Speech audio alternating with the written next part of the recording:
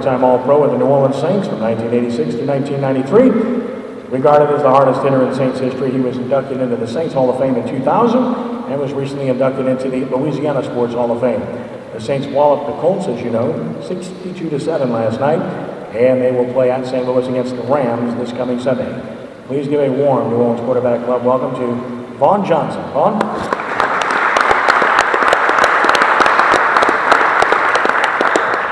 All right.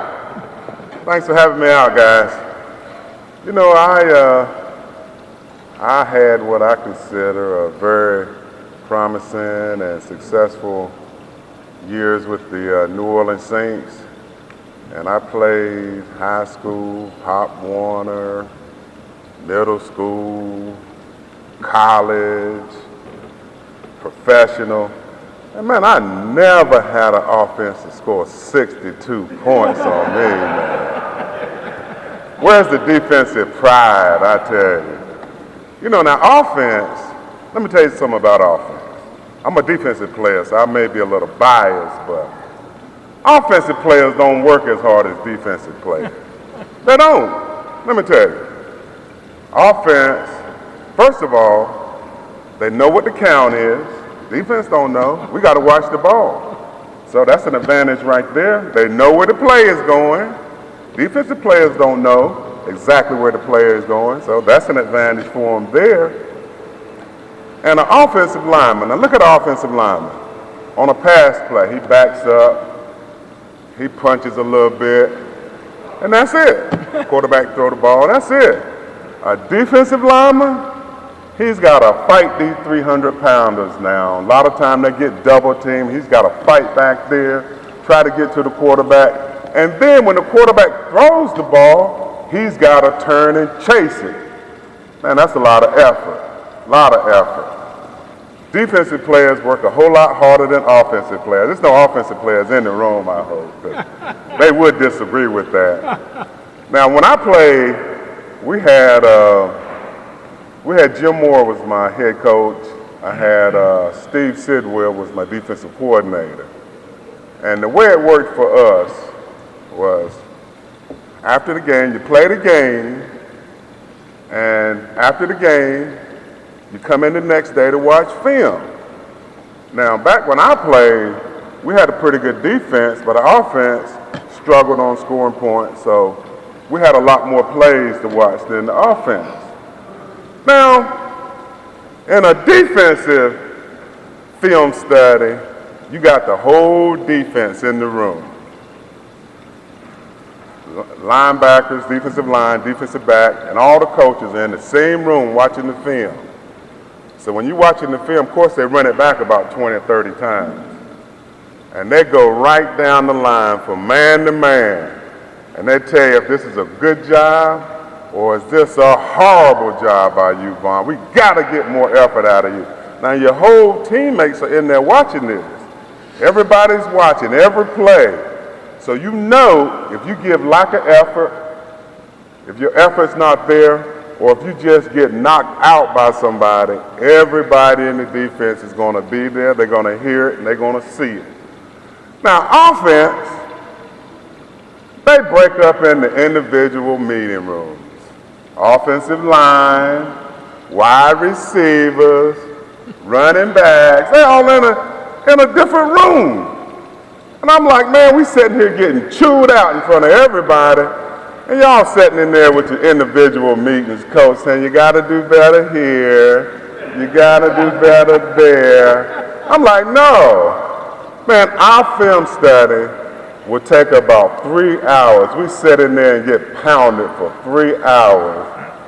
The offense, 45 minutes, an hour, they're in their meeting, then they're gone home. We take a break, we come out, you know, you guys take a break, we come out and look, offense is gone, they're home. Now they might have scored 6 points that game, and they're home. We in there, we're getting pounded by the defensive coaches. But you know what that does? It makes you credible. It makes you accountable to your fellow players. It makes you give 100% effort to guarantee you know come Monday, you're going to be sitting in that room amongst all your players, and you're going to be held accountable for your play, which in returns make you a better defensive team. So I'm a full believer that, that's the way it should be. Everybody should have to sit in there and be held accountable. Now, I don't know how these guys, how they do it now with Coach Payton and whatnot, but if I was on that Colts defense, and I was thinking this morning, boy, if I had to sit in that room and look at a team score 62 points on me, it might be a long day today, huh? But one thing I can say is when we did win, that was the worst meetings. When you won games, that's when the worst meetings were, because coaches really came down on you because, you're feeling good about yourself, everything's lovely. So they really coach you up hard in those meeting rooms. When you lost, you had a tough game, you came close, but you didn't pull it out. They're not as bad, they come down on you, but it's not as bad. But I tell you, 62 points on a team, a defensive team that I thought was pretty good. How many sacks they get? 1 sack? I tell you, I wouldn't want to be in that defensive meeting room today, I tell you that. But look, guys, I've been in town for a couple of weeks. I'm living in North Carolina now. I have my lovely wife with me, Shirley. Isn't she sweet? And Ken asked me to come out and hang out with you guys today, so I'm pleased to be here. I look forward to coming back and having a chance to hang out and speak with you guys again. If anybody got any questions for me or anything, the floor is yours.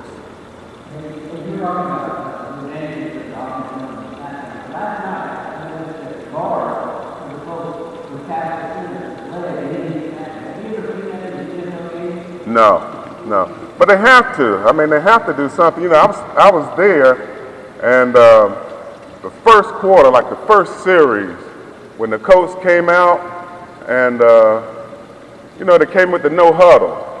And I was there with Ricky Jackson. I said, Ricky, they can't run that no huddle. I said, it's too loud in here. They can't run it. So Painter kept walking up trying to give the play, and then all of a sudden they snapped the ball. You remember that when they got the bad snap? I mean, you got to do different things. I'm surprised that they wasn't better prepared in practice for this game, knowing that it was going to be loud in the dome. I would have thought they'd have had a better plan because communication is definitely a problem.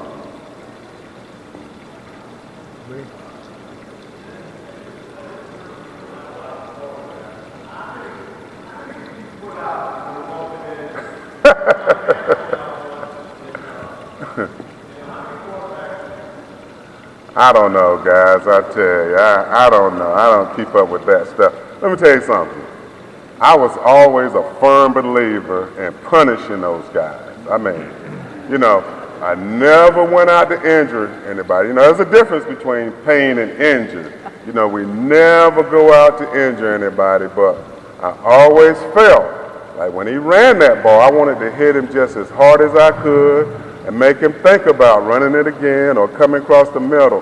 But that Steve Young, I see Steve Young every now and then, and outstanding young man, real good friends with me. And I remember that hit when I hit Steve Young on the sideline. Now he's running the ball. He's a quarterback, and he's running the ball, and he's coming, and I'm coming, and I'm thinking to myself, he's going to step out. He's going to step out. He's going to step out of bounds. And I'm getting closer to this guy, and I'm like, he's going to step out of bounds, And I get right there, and he turned it up, and my eyes got big. I'm like, yes! And man, when I hit him, he went down, and I looked at him, and his eyes were rolling. I'm telling you, his eyes was rolling, and I'm looking at it, and I tell him, I said, he's out. He's out. I'm thinking he's got to have a concussion because I caught him good. I did. I caught him good. But check this out. So he gets up, and he kind of staggers a little bit, goes back to the huddle. And I'm in the huddle. I'm like, man, he's got to be out. I mean, he's got to be out. The very next play, he throws a bomb on them, and they catch the ball for a touchdown. So, hey, I'm like, I don't know anything. I just hit him. I just had him. But he's definitely one of the toughest guys, quarterback I played against. Classy act and a heck of a football player. But you guys know that. Anybody else? Raise your hand.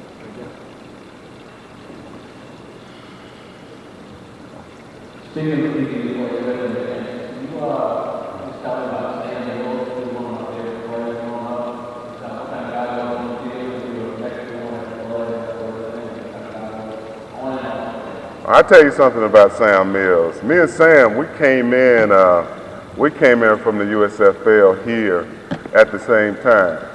And we became roommates and, of course, best friends. And, man, this guy was an incredible person, first of all. I mean, a dynamite person. Anybody that ever met Sam can tell you that. He was definitely a special person and would do anything to help you. Outstanding young man. But, man, on the football field, this guy was incredible. 5'9", 225. And the thing about me and Sam, what we did as middle linebackers, of course, they call us the quarterback of the defense. So everybody knows that every Tuesday is an off week for the players, off week. But the middle linebackers, we always had to come in and watch films and study the opponent for the upcoming week. So when everybody come in on Wednesday, we know the game plan because we have a lot of calls and things to make. So we never had an off day, you know. And, you know, it's one thing to go 2 months without a day off, but 6 and 7 months without a day off, that's tough.